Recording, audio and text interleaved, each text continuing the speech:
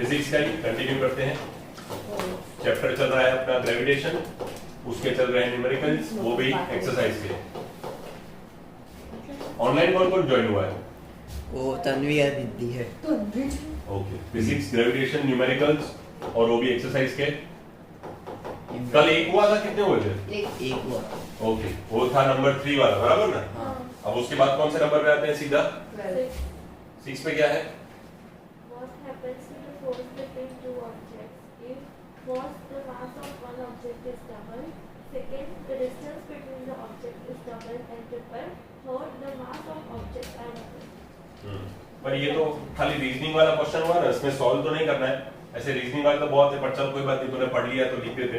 6 वाला क्वेश्चन है, क्या बोला है? फोर्स को क्या करना है? डबल। क्वेश्चन में ऐसा दिया है, if the force is doubled, मतलब F को मैं अगर 2F ले लूंगा तो मास पे क्या असर पड़ेगा? ये हमने उस दिन किया तो था कि force is directly proportional to the mass. वो देखो नहीं, तेरा डाउट क्लियर करके दिया था। तो आंसर में क्या आता है कि mass is also doubled. Mass is also doubled. The reason is force is directly proportional to the mass. No matter whether the mass is small m or capital M, दोनों के साथ है तो directly proportional.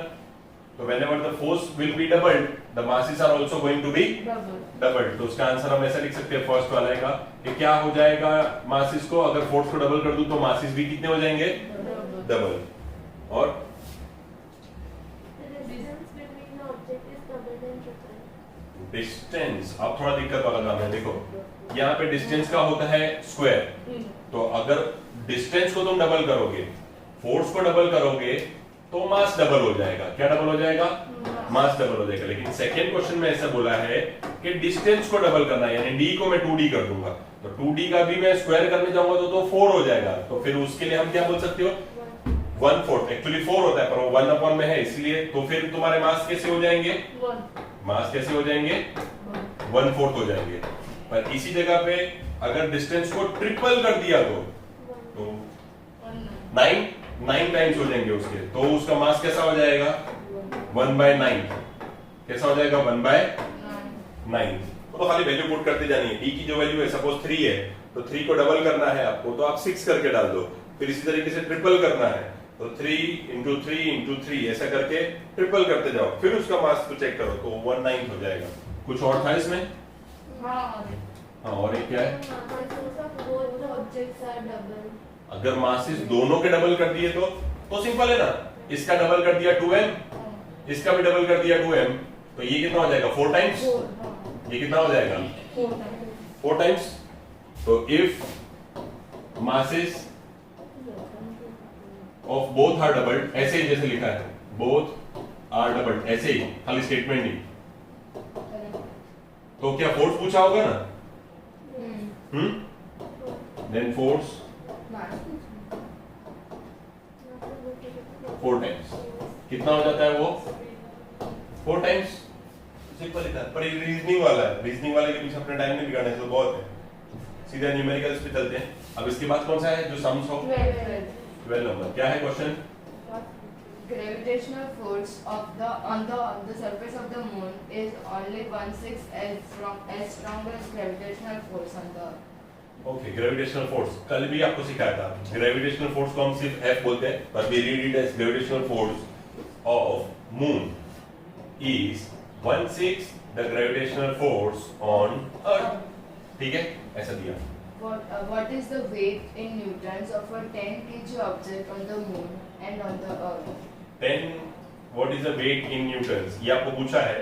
When the object of mass 10 kg is on earth, On the moon and on the earth. on the moon and on the earth, चलो कोई बात नहीं। जब ये 10 kg का ऑब्जेक्ट अपने पास अर्थ पे होगा तो इक्वेशन क्या रहेगा वेट ढूंढने के लिए? कल सिखाया था, वेट वही फोर्स। तो अपने पास, हाँ, अपने पास एक ही इक्वेशन होता है, force is equal to mg mass तो है अपने पास। 10 × g की वैल्यू कितनी होती है बच्चों? 9.8। तो F इज इक्वल टू कितना हो गया? 90. उसी को मैं F को अगर W बोल दूं तो चले कि नहीं? तो फिर ये इतना हुआ उसका कहाँ पे? अर्थ पे। या तो यहाँ पे भी लिखो अर्थ पे, ये वाला मिल रहा है, Fe मिल रहा है अपने को। क्या मिल रहा है? Fe। अब इसी Fe को अगर हम इस इक्वेशन में यूज करेंगे तो कैसा मिलेगा? Fm is equal to 1/6 of F E. ठीक है, तो 1/6 ऑफ एफ ई आपको कितना मिला है 98, तो उसको डिवाइड कर लो 6 1 जा 6 और कितने शिफ्ट हो जाएंगे 3 38, तो 6 की टेबल में 38 से छोटा 6 6 जा 36.3 और ऑफ कोर्स फोर्स है यानी किसमें होगा इन न्यूटन एफ एम। अब वही फोर्स को आप क्या बोल सकते हो वेट, तो वेट ऑन मून आप उसको कितना बोल सकते हो 16.3 न्यूटन और वही वेट ऑन अर्थ कितना था आपका देखो 98 न्यूटन। करेक्ट है बच्चों, ठीक है क्लियर। अभी यहाँ पे भी लिख सकते हो ये W आपको न्यूटन में मांगा है ना, W आपको न्यूटन में मांगा है ना, बट देन आपको स्पेसिफाई करना पड़ेगा कि मैं मून के वेट की बात कर रहा हूँ, बराबर। और अगर अर्थ के वेट की बात कर रहे हैं तो आप इधर WE लिख देना, क्या लिख देना E, तो वो भी न्यूटन में, तो आप ये पुट कर पाओगे वैल्यू। ठीक है, थोड़ा मजेदार। चलो उसके बाद कोई सम 13 A ball is thrown vertically upwards with a velocity of 49 meter per second. Velocity of 49 metre per second. देखो वेलोसिटी दी है 49 मीटर पर सेकेंड, तो इनिशियल वेलोसिटी है आपके पास 49 मीटर पर सेकेंड। कुछ बेसिक सी चीज है, जी कहीं पे 10 लेने को बोला है, नहीं बोला है, तो जी की वैल्यू कितनी हो जाएगी 9.8। Again one important thing, we are throwing it upwards.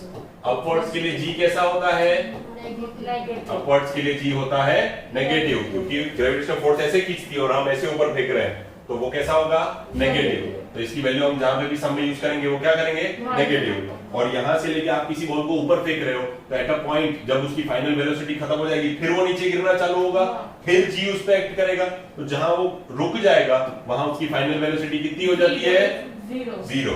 नीचे से बॉल या स्टोन या व्हाटएवर इट इज उसको फेंकोगे, जितनी भी वेलोसिटी से आपको बोला है 49 मीटर पर सेकंड से, तो एक पॉइंट ऑफ टाइम के बाद तो वो जाके रुक जाएगा। उसके बाद जब गिरना स्टार्ट होगा तो that will be because of g, because that g will be pulling it downwards. और फिलहाल जब आप फेंक रहे हो, अगर उसकी बात करें अपवर्ड्स की, तो तब हम जी को कैसा लेंगे नेगेटिव। अब आपको इसमें क्वेश्चन में क्या बोला है, The maximum height to which it rises. Maximum height, आपसे हाइट पूछा है, कल से सिखा रहा हूँ। हाइट यानी कि वैसे तो h होता है, लेकिन height is also one kind of distance, and इस चैप्टर में हम डिस्टेंस को डिनोट करते हैं बाय s। अब ऐसा कौन सा फॉर्मूला है जिसमें u भी आए, s भी आए और v भी आए, v square minus u square is equal to 2as, 2as, जिसमें a will be represented by g, acceleration due to gravity। ठीक है, v square minus और u square, अब सारी चीजें पुट कर दो, v की वैल्यू कितनी है 0, 0 का स्क्वायर माइनस u की वैल्यू कितनी है 49, 49 का v square is equal to 2 into g की वैल्यू माइनस में लेंगे हम 9.8, और क्या है s, वो तो चाहिए हमें। ठीक है, whatever the value will be coming, वो अभी हम सॉल्व करने से पहले ही ये देख लेते हैं कि भाई दोनों माइनस माइनस है तो दोनों क्या हो जाएंगे कट। चलो उसको साइड में मल्टीप्लाई करके देख लेते हैं, 49 into 49, 9 9 जा 4 9 जा 36, 36 and 4 कितना होता है 40, 40 and 4 54, 56, 3 कैरी ओवर 4 4 16, 16 and 3 19, 2 4 2 4 0 1। एक बार क्रॉस चेक करते चल, हम दूसरी चीज है 2 8 जा 16, 2 9 जा 18 ने 1 19.6 s। इन दोनों को क्या कर सकते हैं कट।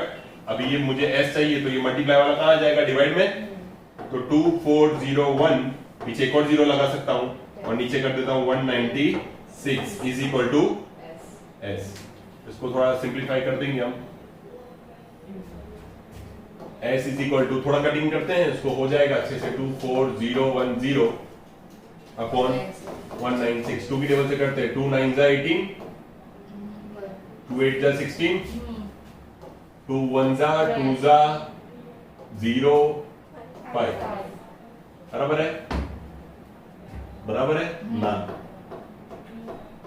ना बराबर नहीं,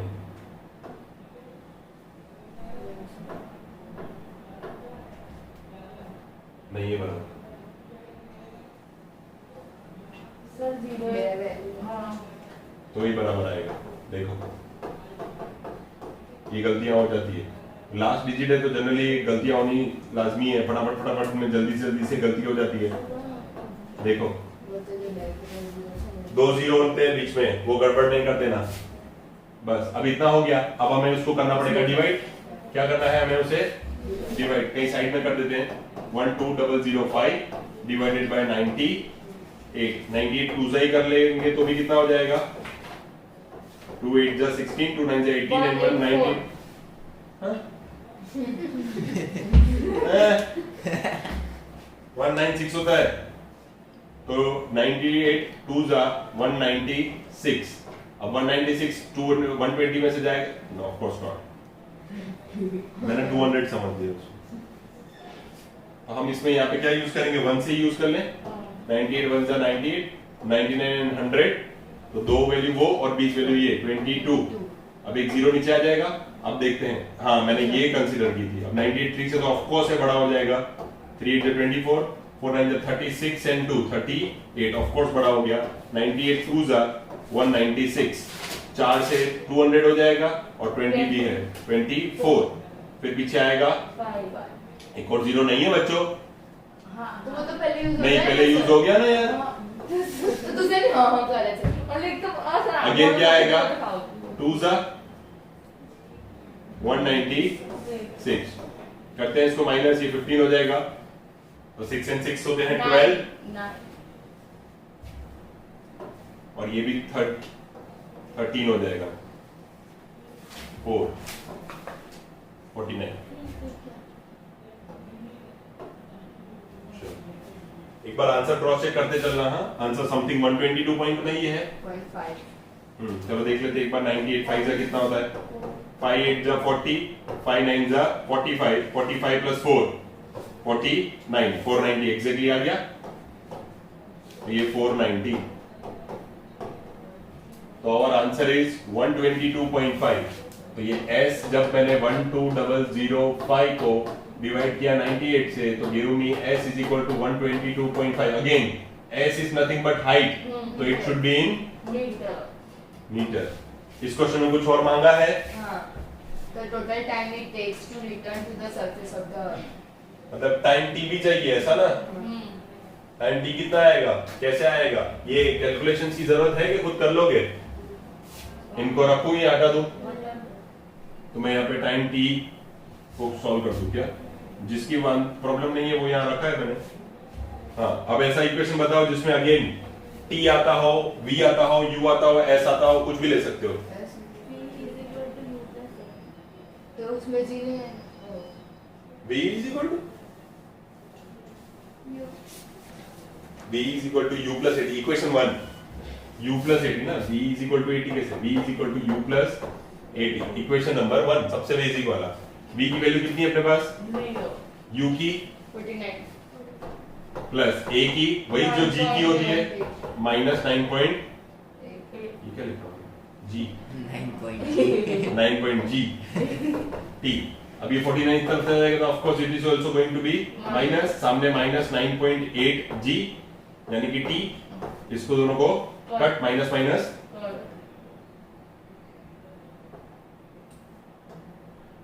इसको रिमूव कर दो और ये 49 को 490 कर दो और नीचे क्या डाल दो 98 इज इक्वल टू t। और अभी हमने देखा था 98 5 जा 490 होता ही है, ये यहीं से यूज कर लो। 98 1 जा 98 5 जा and time is always in second. तो time t is equal to कितना मिल गया आपको, 1 second. तो मेन इक्वेशन थे v minus U square, v square minus U square is equal to 2as as well as v is equal to u plus 8 clear है, था एकदम easy. Sir, 5 into 2 होगा, वापस वाले को पूछा। टोटल टाइम पूछा है, खाली टाइम कैलकुलेट किया मैंने। अगर टोटल टाइम पूछा है तो इस बॉल को यहाँ से यहाँ जाने में 5 सेकंड लगेंगे एंड वापस आने में कितने लगेंगे 5 सेकंड। तो अगर आपसे टोटल टाइम पूछा है टोटल, तो अपवर्ड जाने के 5 सेकंड प्लस डाउनवर्ड आने के 5 सेकंड, तो that will B total 10 second. वो तो फिर चले अंडरस्टैंडेबल।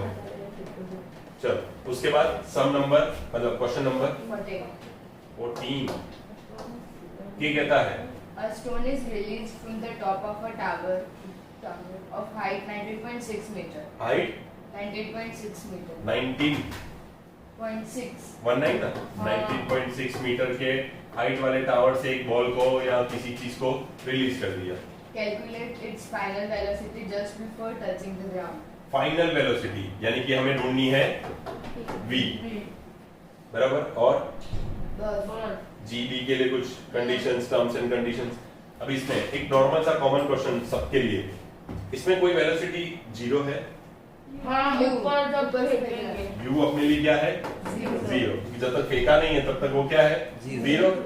और यहाँ ये मीटर में है तो ऑफ कोर्स ये भी किसमें होगी? मीटर पर सेकंड, और इसमें जो आंसर आएगा वो भी विल बी इन मीटर पर सेकंड। v हो गया और g कुछ नहीं दिया तो ऑफ कोर्स हम लेंगे 9.8। अब आप सब देख रहे हो कि ये आ रहा है किस डायरेक्शन में? डाउनवर्ड्स। तो डाउनवर्ड्स के लिए तो g कैसा होता है? पॉजिटिव। पॉजिटिव, तो हम वही ले लेंगे। अब हमसे मांगा है v, बस v मांगा, और हमारे पास ऑलरेडी क्या है? s यानी हाइट होती है, बराबर। तो अब कौन सा फॉर्मूला अब भी किया था? Just v square minus u square is equal to 2as।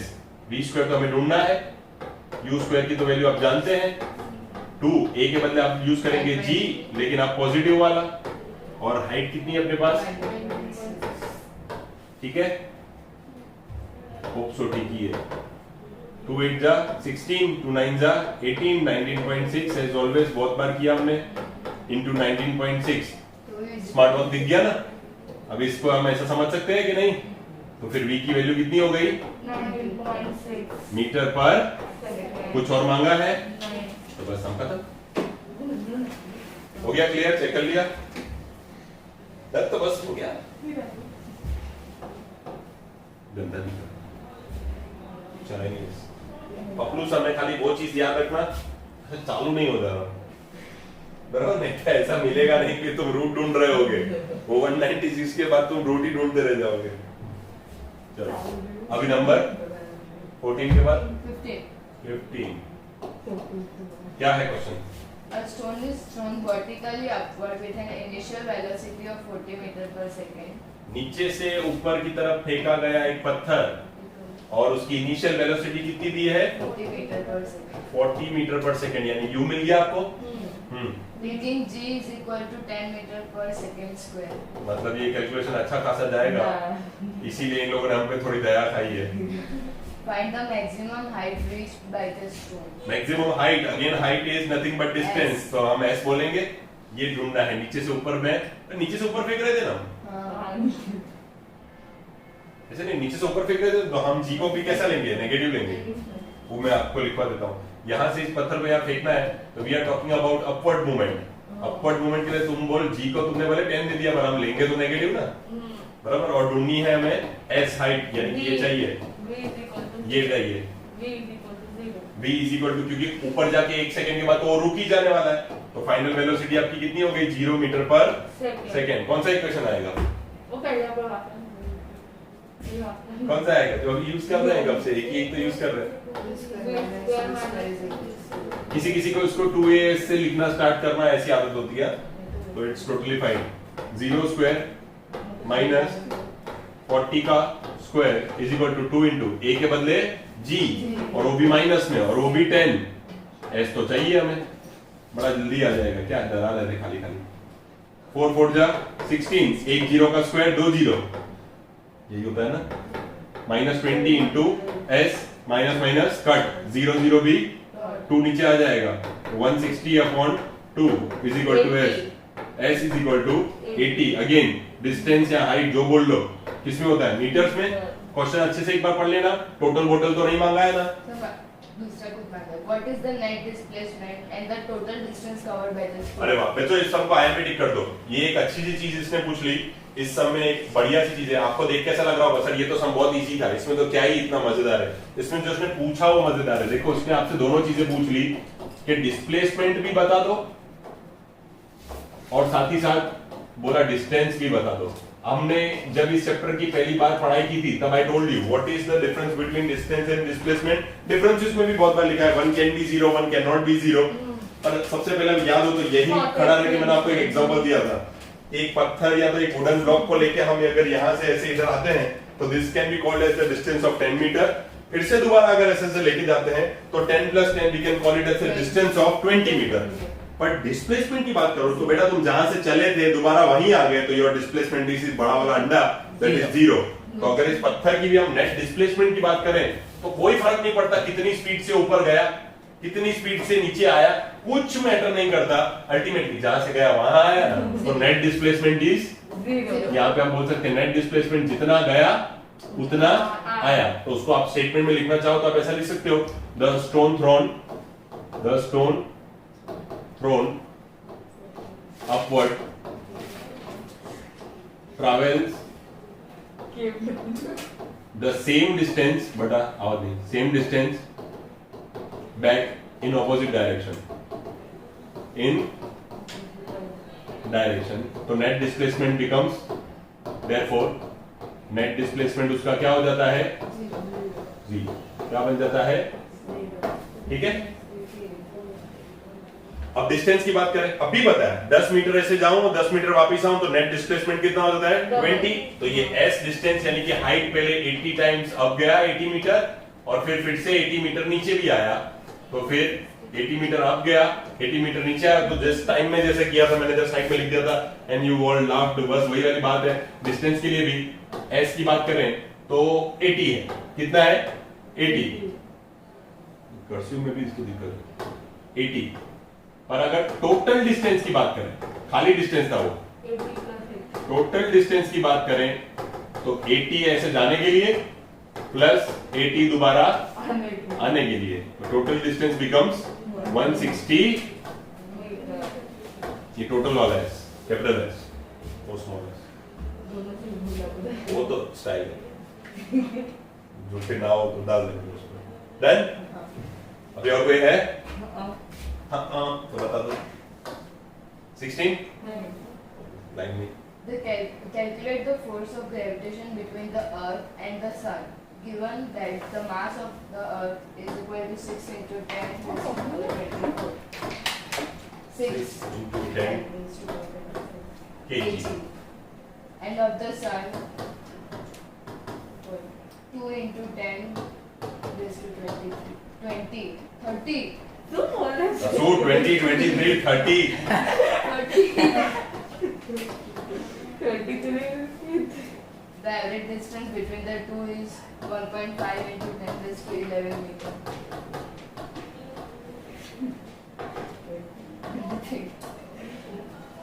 क्या फोर्स और क्या force, पूछेंगे? force. ऑफ कोर्स वही पूछेंगे, तो एक ही तो formula universal law of gravitation का, F is equal to G m of earth m of sun upon d का स्क्वायर, सब कुछ दिया हुआ है। G की वैल्यू तो आपको याद होगी 6.67 into 10 to the power -11 newton metre square kg square inverse. Sir देखो 11 कर सकते हैं। अरे बहुत कुछ हो सकता है, वो अब आपका काम है, नहीं तो चलो चलो। F is equal to G की value 6.67 into 10 to the power -11 into इसकी कितनी है 6 into 10 to the power -24 plus 24 into इसकी कितनी है 2 into 10 to the power 30 और कुछ रहा, of course not, 1.5 into 10 to the power 11 का भी e square। चलो ट्राई कर ही लेते हैं क्या आता है फटाफट। न्यूटन में आंसर आएगा वो तो पता है कि यूनिट भी करके दिखाओ भाई, वो ओरल है ना, ये इससे उड़ जाएगा, ये इसके साथ, ये इसके साथ, ये इसके साथ और ये इसके साथ। वैसे भी फोर्स है और नहीं भी मालूम है तो देखो बचता भी खाली न्यूटन ही है, बराबर। उसके पीछे टाइम नहीं दिखा, तो खाली वैल्यूज लिख देते, पावर्स को पहले समझ लेते हैं।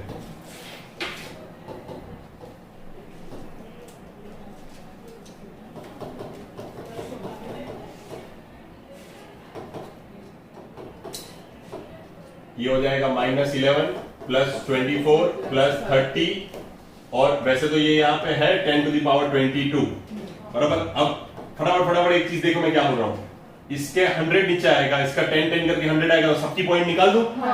तो ये झंझट निकल जाए, 667 into 6 into 2 बराबर, नीचे 15 into 15 बराबर है।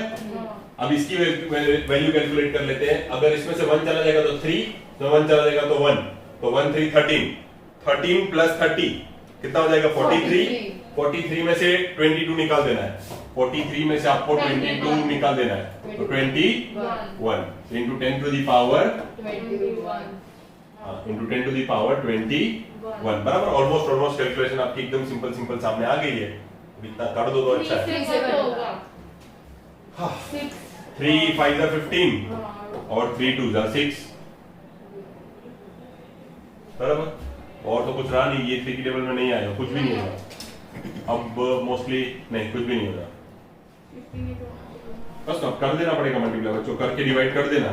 6 6 7 into 4 कर देते हैं यहाँ पे, into 10 to the power 21 तो है ही, और ये 5 5 are 25, 5 5 6 7 75, बराबर। इसको थोड़ा सॉल्व कर देना, जो भी आंसर आएगा that will be in Newton's. अब कर ही देना यार उसको, तो रह जाएंगे। आज चाहते हैं हम सारे खत्म हो जाए, अगर सारे खत्म हो जाए तो फर्स्ट और रो वाले तो लेने नहीं है कि हो गए सारे खत्म, तो खत्म कर दो। 2 बाकी है। Where's बाकी है ना? 2 बार डाउट क्लास में वो चला है ऐसा बोल रही है, स्टोर वाला ना, वही चला है वो। हाँ, फिर से नहीं करना, कंटाला आ रहा है। हाँ, इधर क्या था वही वैसे हाँ। आएगा उधर। वही ना, वो स्टोन वाला आपकी कौन से नंबर पे है?